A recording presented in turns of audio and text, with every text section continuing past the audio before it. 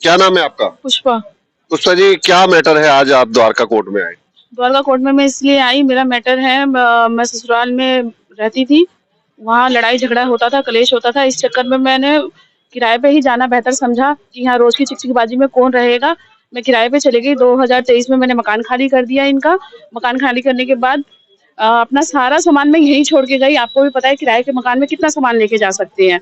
मेरे सारे सामान यहीं पड़ा था। कल सुबह उन्होंने मेरा ताला वाला तोड़ के, मेरे को एक बार भी नहीं बताया मेरी सास ने कि हाँ मैं तुम्हारा ताला तुड़वा रही हूँ, तुम्हारा सामान बाहर बिकवा रही हूँ। उन्होंने कुछ नहीं बताया और मेरा कमरे का ताला भी उन्होंने तोड़ दिया और सारे मेरे कीमती सामान थे, उसमें मेरे कुछ जेवर थे, मेरी शादी के टाइम के सारे जेवर थे, मेरे गिफ्ट मिले हुए सारे जेवर थे, सारे मेरे वो जेवर, मेरा कुछ भी नजर नहीं आ रहा है। उन्होंने, और मेरा नुकसान जो हुआ आप समझ सकते हैं कि एक माँ बाप अपनी बेटी की शादी करते हैं तो कैसे करते हैं। उन्होंने मेरा बेड तक तोड़ दिया, मेरा फ्रिज तक तोड़ दिया, मेरा टीवी तक तोड़ दिया, मेरे पुश्तैनी जो गहने थे वो भी तक उन्होंने छोड़ा नहीं। मेरे को कुछ नहीं चाहिए, मेरे को बस न्याय चाहिए कि मेरी सास ने मेरे साथ ऐसा क्यों करा। उन्होंने एक बार भी मेरे को नहीं बोला कि हाँ तू घर खाली कर दे। उन्होंने अगर मुझे बोला होता प्यार से, मुझे कुछ नोटिस दिया होता तो मैं मकान खाली कर देती। उन्होंने मुझे कुछ नहीं बोला और बिन बताए मेरे से उन्होंने ताला भी तुड़वाया। सामने भी मेरे बोलती तो मैं ताला खोलती, उन्होंने मेरे पीठ पीछे ताला खुलवाया। कुछ गुंडों को भी बुला रखा था उन्होंने और गुंडों के साथ मिलके ये काम करा है। मेरे सास ने भी करा है, मेरा जेवर भी साथ में खड़ा। जब आपको फोन किया गया था तो क्या बोला गया?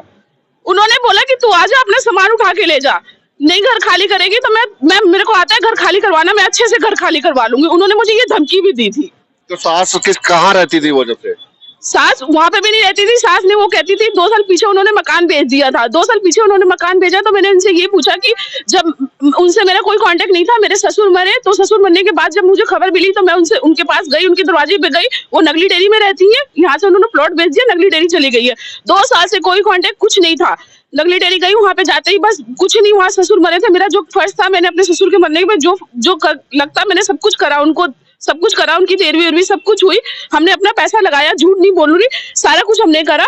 उसके बाद बस हमेशा यही बात बोलेंगे घर खाली कर दो। मैंने यही पूछा उनसे, ठीक है आपने मकान बेच दिया, मुझे कागज देखने का तो हक है, आप मुझे अपने कागज दिखा दीजिए। उन्होंने बोला तू भूल जा इस चीज को, तू भूल जा, तू मैं तुझे जिंदगी में कागज नहीं दिखाऊंगी। तो मैंने कहा ठीक है आप नहीं कागज दिखाएंगी तो मैं घर नहीं खाली करूंगी।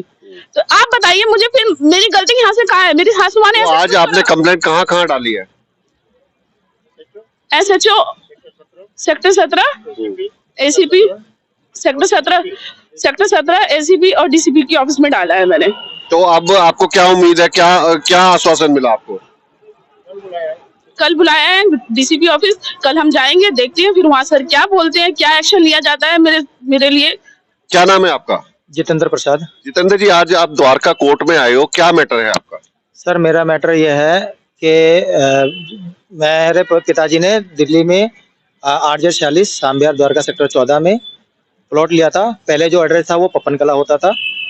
सन 1988 में पापा ने एक 50 गज का प्लॉट लिया था, जो टुकड़ी का घर था, मतलब चद्दर जो होता है वो घर था। ठीक है, उसके बाद 2003 के बाद मैं जॉब करने लगा। 2008 में मैंने उस टुकड़ी के चद्दर के जो भी घर होता है उसको तोड़ के मैंने टुकड़ी का घर बनाया, जो उसमें सिल्ली लगती है। ठीक है, फिर उसके बाद कुछ 2010 में मेरी शादी हो गई। 2014 में भी फिर मैंने ऊपर का भी एक फ्लोर बनाया जिसमें 2 कमरे भी करवाए और उसी के आसपास मेरे भाई की शादी भी हुई थी। जब मेरे छोटे वाले भाई की जब शादी हुई तो उस समय 1 या 2 साल के बाद उन हस्बैंड वाइफ में झगड़ा चला, तो उसी बीच में उन्होंने पूरी फैमिली पे केस डाल दिया, छेड़छाड़ का जो भी मार पिटाई का डाल दिया। तो इस किले के चक्कर में मैं अपना कुछ सामान लेकर किराए पे चला गया कि मैं शांति से रहूं कि और माँ बाप को ये ना लगे कि मैं घर में कब्जा कर रहा हूँ। ठीक है, एक भाई और था वो भी किराए पे चला गया था।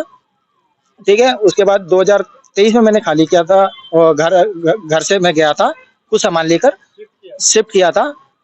तो उसके बाद 2.5 साल के बाद कल मेरी मम्मी ने बिना इन्फॉर्म करे मेरे को कह रही कि मैंने तेरा सामान बाहर फेंक दिया है।